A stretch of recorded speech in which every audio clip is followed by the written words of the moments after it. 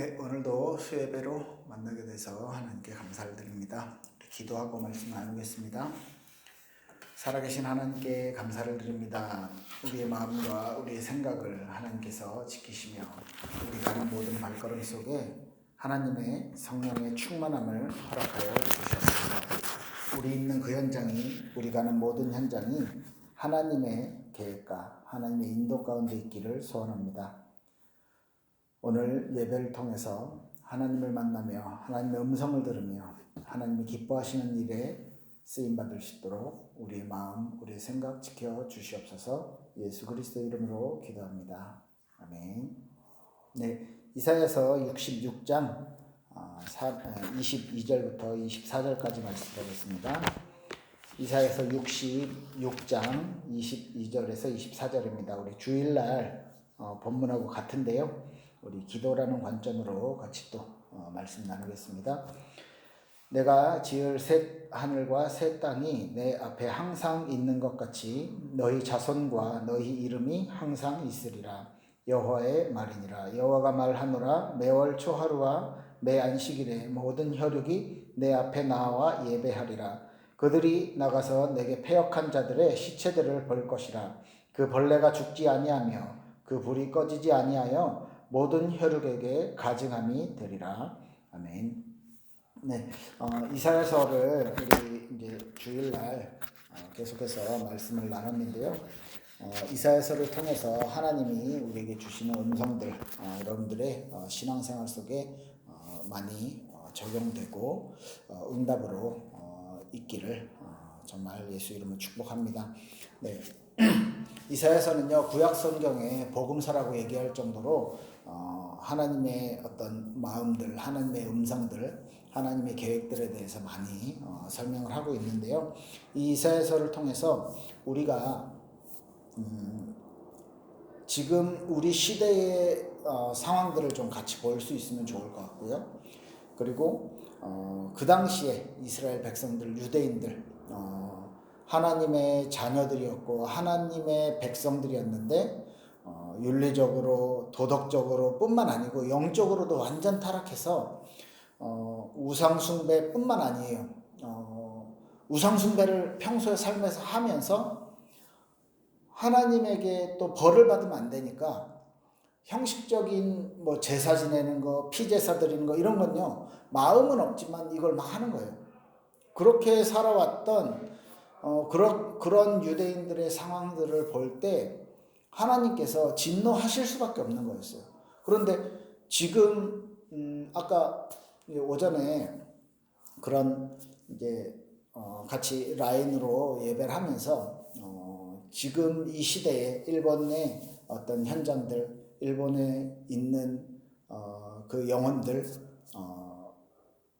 정말 뭐라고 해야 될까요? 그 성장하면서부터, 그리고 하나님이 없는 문화에 너무 익숙해 있고 오히려 그런 문화에 깊이 빠져 있는 사람들 얘기를 조금 했는데, 정말로 이 우리의 생각부터 이 문화 저변에 깔려져 있는 그런 복음적인 생각으로 하나님의 나라가 그 속에서 이렇게 임해서 그 하나님의 나라가 점점 확산되어지지 않으면 정말로 소망이 없어 보일 정도로 아주 심각한 그런 영적 상태들에 대해서 같이 이제 포럼을 했었는데요.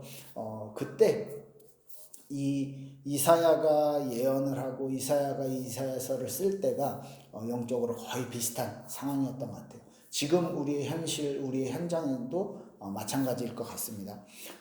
하나님께서 우리에게 주시는, 그때 이스라엘에게 주셨던, 이사야를 통해서 주셨던 그 말씀이 지금 우리의 삶 속에서도 그대로 적용되어져야 될 것 같아요.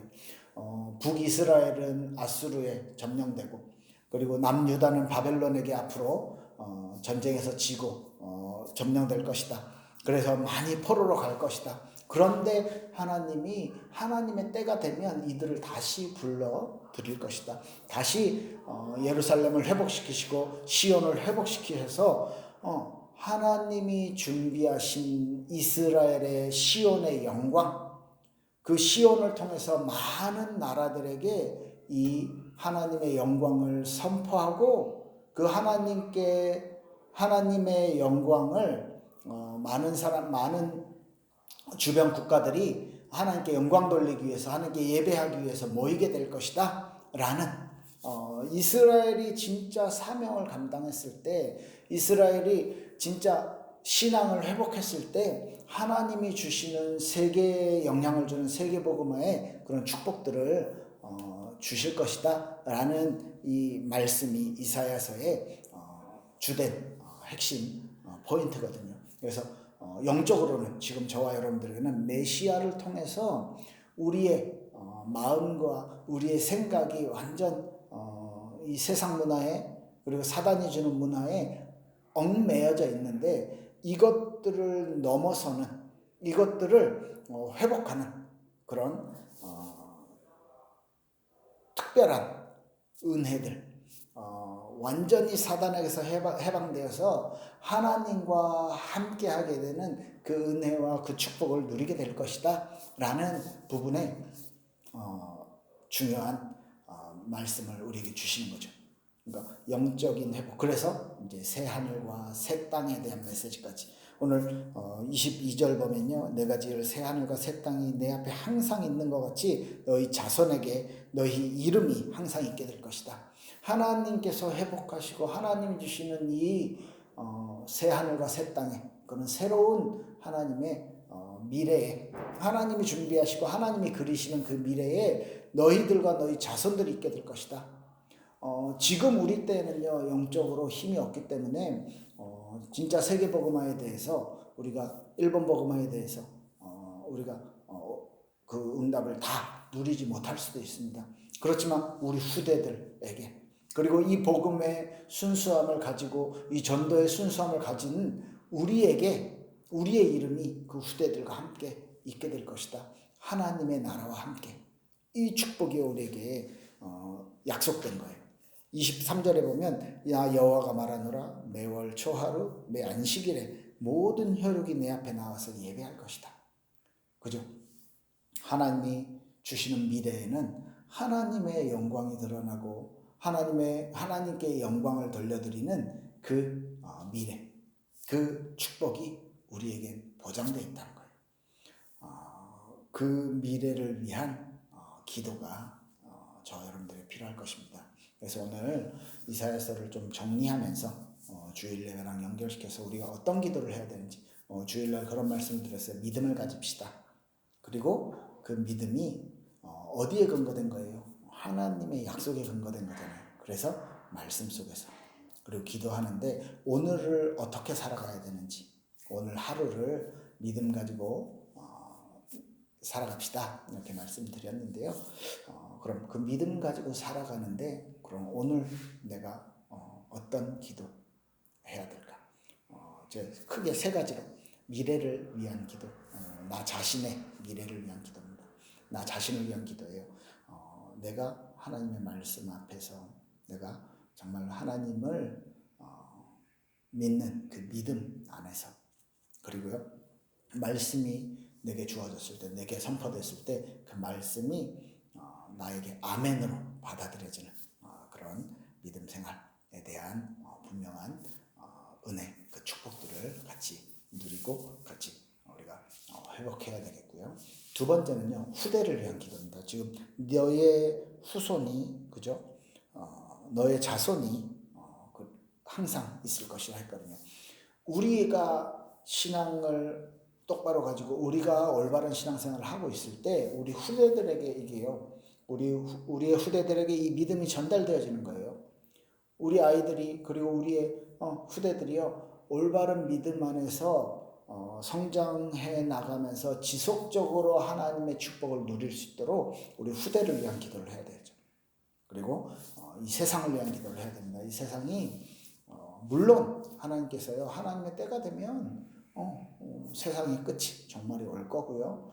그때 되면 하나님께서요, 믿는 자들과 믿지 않는 자들을 하나님 분별하신다고 하셨어요. 그런데 이 세상에 너무너무 만연되어 있는 이 악, 이 죄, 이것들이 하나님의 심판이 임할 것인데, 소돔과 고모라를 위해서 기도했던 아브라함처럼 그들에게 정말 의인 10명까지 기도했던 그 아브라함의 마음. 그런데도 그 의인 10명이 없어서 소돔과 고모라가 멸망을 당했잖아요. 그렇지만 그 아브라함의 그 마음, 전도를 위한 마음, 그래서 이 많은 영혼들이, 불쌍한 영혼들이 회개하고 하나님 앞에 돌아올 수 있도록 우리 세상을 위한 기도 해야 될 것입니다. 그래서 좀 이렇게 간단하게 말씀을 이사야서를 마무리 하려는데요. 우리의 현실을 볼 때, 우리의 삶을, 우리 주변을 볼 때 하나님의 마음을 좀 느낄 수 있으면 좋을 것 같아요. 지금 이사야서에 나타난 하나님의 메시지가 그렇게 그 타락에 대해서, 그 죄에 대해서 지적하고 그들에게 심판이 이렇게 임할 것이다. 그렇지만 내가 이스라엘을 회복할 것이다. 내가 이 나라를, 예루살렘을, 시온을 회복시킬 것이다. 라는 말씀을 계속 던지고 있어요. 그리고 내가 주는 새하늘과 새 땅은 이런 풍성한 것과 이런 축복이 있다라고. 그죠? 이 마음이, 이 현장을 향한 우리가 분명히 알아야 될 건 구원이라는 거, 하나님이 주시는 회복은요, 진짜 하나님의 은혜 안에서만 받을 수 있는 거예요. 그렇기 때문에 이 세상에서 우리가 어떻게 해요? 그들을 위해서 기도해야 되는 거예요. 그 영혼들을 위해서 기도하는 거예요. 그래서 처음 먼저 나 자신을 위한 기도, 내가 하나님 앞에 올바른 신앙생활을 하는 거죠. 그리고 어떤 기도요? 후대를 위한 기도. 우리 후대들이 이 복음을 가지고, 이 우리 후대들이 지금보다 더 악한 세상을 맞닥뜨려야 되는데 그 후대들이 정말로 하나님 앞에서 설 수 있다. 그리고 세 번째는 이 세상을 위해서, 이 세상에 악과 그 죄와 사단의 활동들이 분명히 있고요. 앞으로도 끝까지 지속될 것입니다. 그렇지만 이들에게 하나님의 은혜와 하나님의 긍휼이 있게 해달라고 우리는 이 기도를 하고요. 그렇기 때문에 우리가 가진 복음을 이렇게 전달하는 전도자의 자리에 설 수 있도록 우리 같이 기도해야 되겠습니다. 네, 짧게 말씀을 드렸는데 이렇게 해서 이사야서를 마무리하고 다음에 예레미야서로 넘어가도록 하겠습니다. 기도하겠습니다. 하나님 감사합니다. 짧은 시간이지만 이 말씀이 정말 나를 돌아보고 우리 주변의 현장을 돌아보고 우리 미래를 돌아보는 시간 될 수 있도록 축복하옵소서. 감사드리며 주 예수 그리스도 이름으로 기도드립니다. 아멘. 감사합니다. 주일날 뵙겠습니다.